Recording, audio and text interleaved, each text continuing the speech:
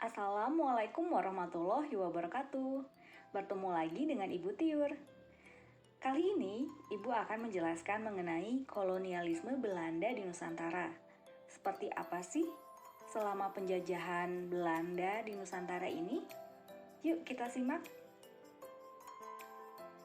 Sebelumnya, tujuan pembelajaran kita yang pertama adalah menjelaskan awal mula kolonialisme Belanda di Indonesia, menjelaskan latar belakang diberlakukannya kebijakan kultur sel-sel, politik pintu terbuka dan politik etis, menjelaskan kebijakan kultur sel-sel, politik pintu terbuka dan politik etis, dan mengidentifikasi dampak kebijakan dari kultur sel-sel, politik pintu terbuka dan politik etis. Untuk pertemuan hari ini akan dijelaskan mengenai kultur sel-sel. Apa sih kultur sel-sel itu? Siapa yang senang banget minum kopi atau teh? Dan lebih enak lagi kalau ditambah dengan gula. Dan gula ini berasal dari tanaman tebu. Tiga komoditas ini bukan asli dari daerah Indonesia, tapi dari luar Indonesia. Kopi berasal dari Abyssinia, daerah Afrika. Teh dari Tiongkok, dan juga tebu dari Papua Nugini. Dan kenapa sih di Indonesia ini berkembang sekali dan banyak perkebunan teh, kopi, dan juga tebu? Nah, awal mulanya karena didatangkan oleh orang-orang Belanda pada masa penjajahan Belanda di Nusantara. Minuman kopi dan teh juga tidak hanya favorit hari ini, tapi dari berabad-abad yang lalu semenjak ditemukannya, kopi dan teh merupakan minuman favorit hampir seluruh dunia. Oleh karena itu, bangsa Belanda yang menjajah Nusantara, mereka membudidaya teh dan kopi sebagai komoditas ekspor karena sangat laris di dunia untuk meraih keuntungan yang maksimal. Namun dengan cara yang sangat merugikan rakyat Nusantara. Sebelum penjelasan lebih lanjut, kita akan bahas dulu mengenai kronologis penjajahan bangsa Eropa di Nusantara. Yuk kita simak. Nusantara pernah dijajah bangsa Eropa mana aja sih? Sebelumnya, kita sudah bahas dari tahun 1811 sampai 1814, yaitu masa penjajahan kerajaan Inggris yang dipimpin oleh Thomas Stamford Raffles. Nah, kemudian ada perubahan politik di Eropa yang membuat Inggris mengembalikan Nusantara kepada Belanda. Dan pada masa kerajaan Belanda ini, Ibu kasih tanda warna hijau nih, tahun 1830, 1870, dan tahun 1900 merupakan masa penjajahan Belanda dengan pola politik yang berbeda. Yang akan kita bahas kali ini adalah kultur sel-sel. Jadi, mengapa Inggris meninggalkan Nusantara dan memberikan Nusantara kembali kepada Belanda? Karena ada Konvensi London tahun 1814. Konvensi ini terjadi disebabkan kekalahan Napoleon Bonaparte di Eropa, sehingga Raja Willem kelima atau Raja Belanda yang pernah mengungsi ke Inggris pada masa penjajahan Prancis yang dipimpin Napoleon Bonaparte. Kekalahan Napoleon ini membuat Belanda merdeka, sehingga Raja Willem kelima ini kembali ke negaranya. Terjadilah kesepakatan antara Belanda dengan Inggris terkait tanah jajahan, salah satunya Nusantara, yang akan diserahkan 2 tahun kemudian, sehingga secara resmi wilayah-wilayah jajahan Belanda kembali diberikan pada tahun 1816, termasuk Nusantara. Keadaan Belanda pada awal Konvensi London. Konvensi London mengembalikan hak Belanda atas koloni-koloninya, termasuk Nusantara. Akan tetapi, situasi sebelum dan setelah penyerahan ini sebetulnya tidak begitu baik bagi Belanda. Pemerintah Belanda sedang mengalami krisis keuangan yang sangat parah. Krisis keuangan ini terjadi akibat biaya melawan pendudukan Prancis, membayar hutang VOC, pemberontakan rakyat Belgia, karena sebelumnya Belgia adalah bagian dari Belanda. Lalu perlawanan rakyat di Nusantara, sehingga banyak sekali biaya yang dikeluarkan. Dengan kas negara yang kosong dan beban hutang yang menumpuk, dikirimkanlah Gubernur Jenderal ke Nusantara untuk mengeksploitasi kekayaan alam maupun tenaga rakyat untuk dapat membayar hutang dan juga mengisi kekosongan kas negara Belanda. Gubernur Jenderal yang pertama adalah Van der Capellen. Ia ini menerapkan penanaman modal kelompok swasta untuk menanamkan modalnya di Nusantara, tetapi tidak menghasilkan banyak keuntungan. Belum lagi banyak sekali perlawanan dari rakyat Nusantara. Kemudian ia diganti oleh De Gisninus. Tetapi ia ini menerapkan hal yang sama seperti Capellen, sehingga hasilnya pun sama, kurang menguntungkan.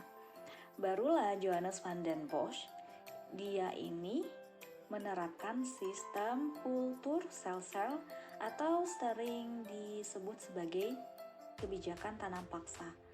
Mengapa sih dari kulturstelsel lebih dikenal dengan tanam paksa? Kita simak kelanjutannya. Johannes van den Bosch. Tugas utama adalah mendapatkan dana semaksimal mungkin untuk menyelamatkan negara dari kebangkrutan. Dengan cara apa? Yaitu dengan kebijakan tanam paksa yang diterapkan 40 tahun dari tahun 1830 sampai 1870. Secara harfiah, kulturstelsel berarti budidaya. Akan tetapi karena sistem ini menggunakan praktik memaksa sehingga dikenal dengan sistem tanam paksa. Apa sih yang dipaksa? Yaitu jenis tanaman yang dipaksakan ditanam oleh rakyat Nusantara. Tanaman yang diwajibkan adalah kopi, karena saat itu memiliki harga jual yang sangat tinggi di pasar dunia. Selain kopi, juga tanaman nila, tebu, teh, tembakau, kayu manis, dan kapas. Van den Bosch memusatkan kebijakannya pada peningkatan produksi tanaman-tanaman ekspor. Penduduk pribumi tidak mungkin menanam tanaman-tanaman itu dengan kemauannya sendiri. Kita belajar dari pembelajaran sebelumnya pada masa Raffles, tidak berjalan jika rakyat Nusantara diberi kebebasan. Sehingga Van den Bosch berpikir bahwa rakyat Nusantara harus dipaksa. Dari sinilah kebijakan tanam paksa dimulai. Berikut adalah rincian dari kebijakan kulturstelsel. Dibaca ya.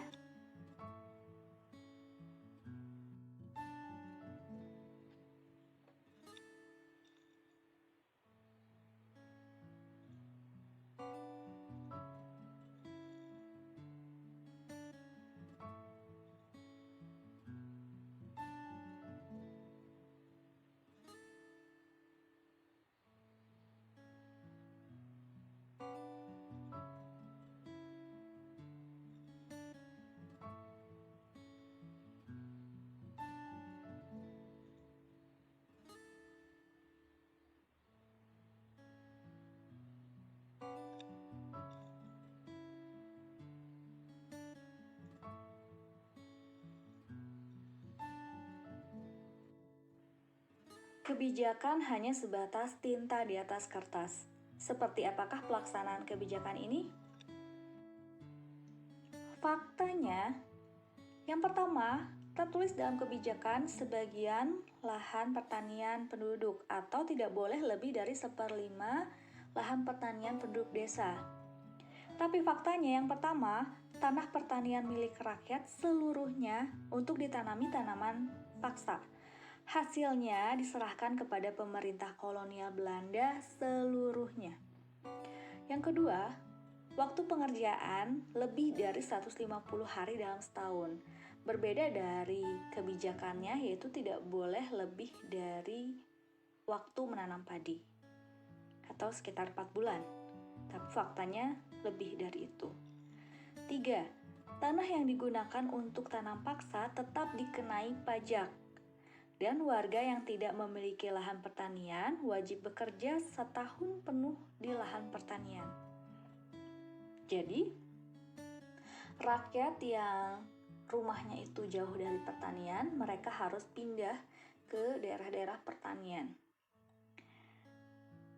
Dan mereka bekerja 1 tahun penuh di sana. Yang keempat, jika harga atau nilai hasil tanaman melebihi pajak tanah yang harus dibayarkan oleh rakyat, maka kelebihannya tidak dikembalikan.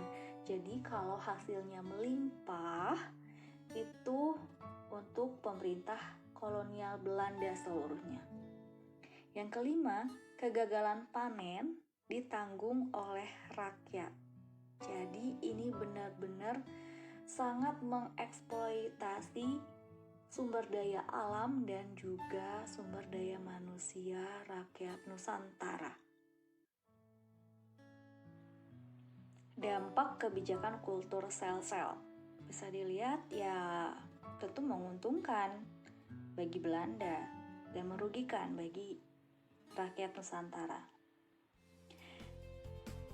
Positifnya bagi Belanda, mereka dapat membayar hutang negara. Lalu negatifnya bagi bangsa Indonesia, meningkatkan angka kematian. Juga ada positif juga untuk bangsa Indonesia dan lain sebagainya. Kalian cari dan kerjakan tugasnya di dalam kanvas. Terima kasih pertemuan kita hari ini.